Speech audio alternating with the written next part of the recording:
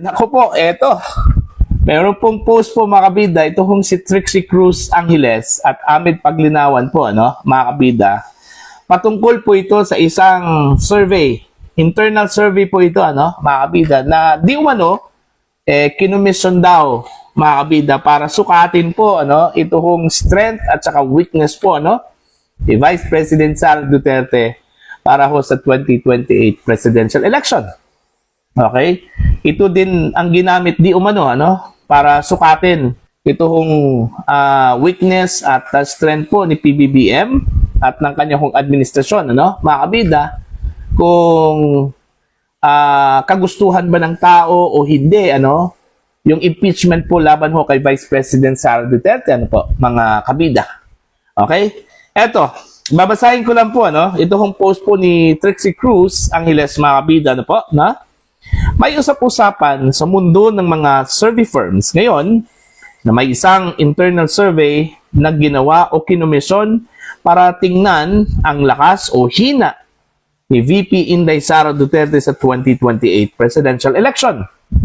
Ito din di umano ay sinusukat ang lakas at hina ni PBBM at ng kanyang admin para masilip din ang kagustuhan o ayaw ng tao na ma-impeach si VP. Ayan. Ang resulta, ito po. Nakakagulat po, ano, mga kabida, hindi po inaasahan po, ano, sa nag-commission po ng internal survey na ito.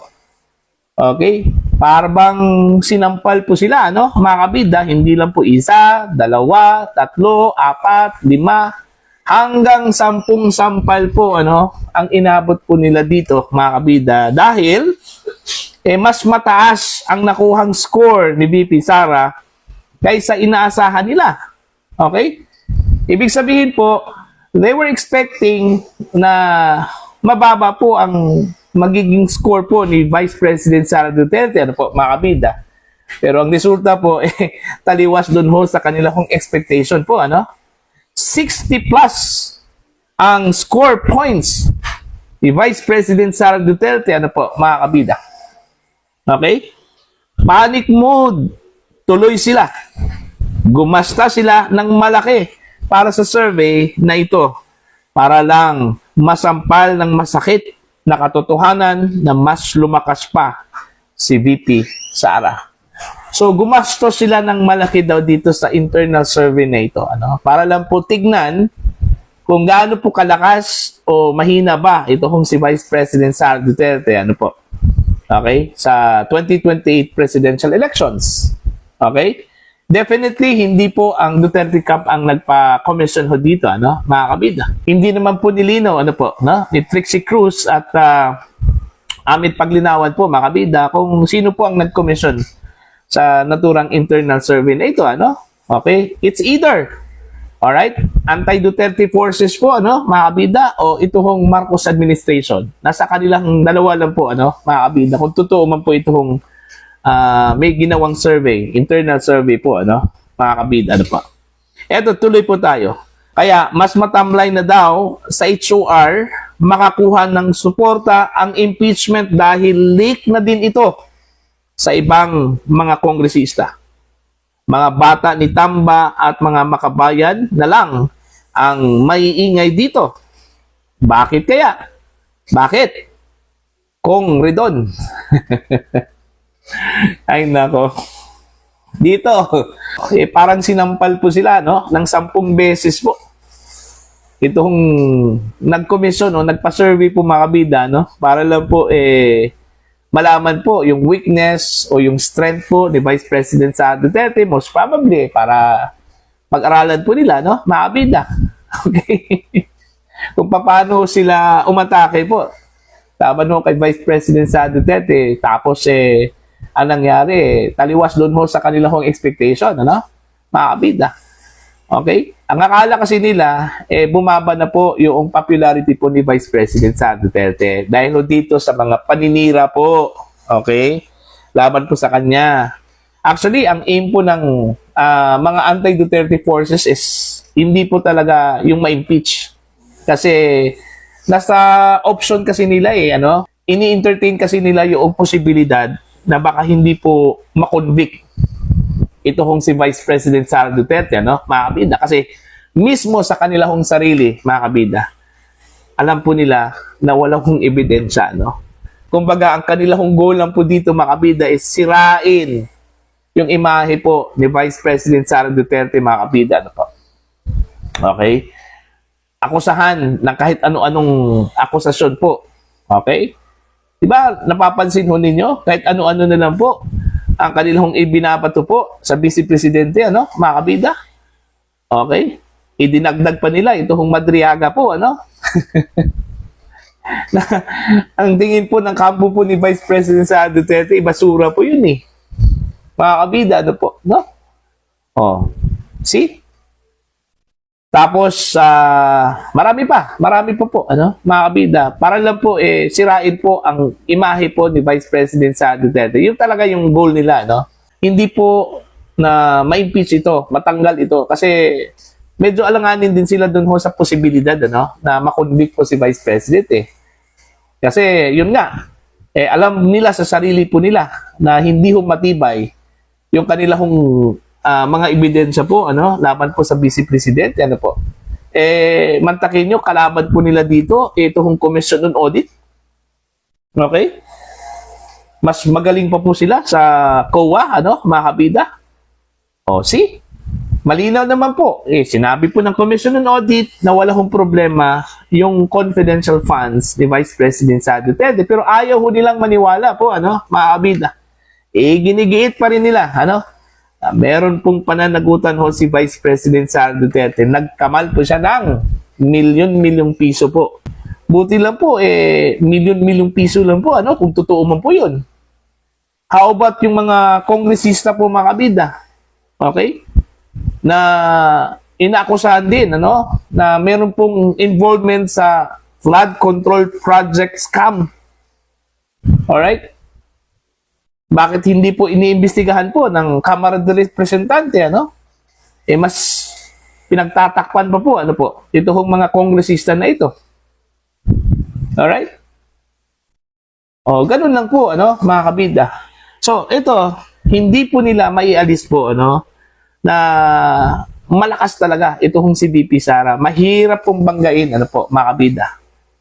Kaya, ang gagawin po nila dito, ano, siraan ng siraan po hanggang ang mga tao po mismo, ano, ang umayaw na kay Vice President Sara Duterte. Kaso lang po, yung kanilang ginawa po, ano, mga kabida, mas lalo hong dumikit yung tao po, ano, kay Vice President Sara Duterte, ano po, hindi po nagpatinag. Actually, hindi talaga naapektuhan po yung credibilidad po, ano, ratings ni Vice President Sara Duterte, ano, mga kabida. Tingnan yung mga lumabas na surveys ngayon, ano? Yung performance at saka trust po, mga kabida.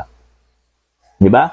Mas lalong tumaas yung ratings po ng Vice Presidente despite sa mga aligasyon po, ano?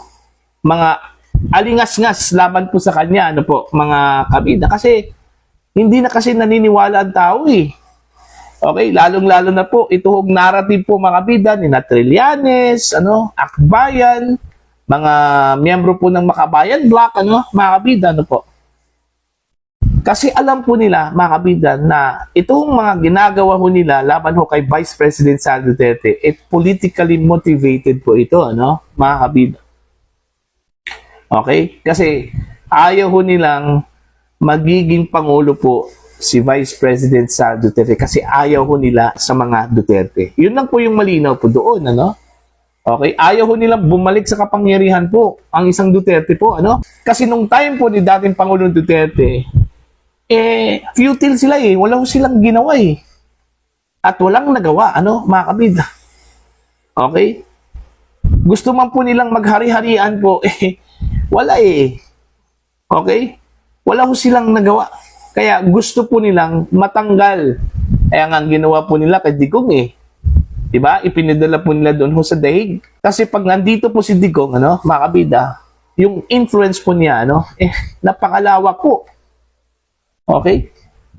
Baka naman po, ito hong si Digong po ang magiging dahilan para hindi po magawa po ng mga anti-Duterte forces at pro-administration po, mga kabida, yung kanilang balak, ano? Kasi nandito po si Digong. Kasi ho, si Digong po ang pwede hong humarang sa kanila, ano po, mga kabida. Look what happened to PI. Yung People's Initiative po, ano? 'Di ba?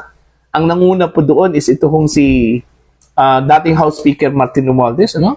Gusto ho nila ng pagbabago po ng ating saligang batas sa pamamagitan po ng Constituent Assembly, ano? Mga kabida. Pero anong nangyari po? Nung kumalampag po si Digong, mga kabida, yun. Okay? Namatay po yung PI na yun. Okay? It died in its natural death, ano, mga kabida. Biglang naglaho po, ano, yung PI campaign po ni Romualdez dahil kay Digong yun. Kaya galit na galit ito kung si Romualdez po kay Digong, ano, mga kabida, at ito kong Marcos admin. Kasi hindi po nagawa nila yung kanilang gusto.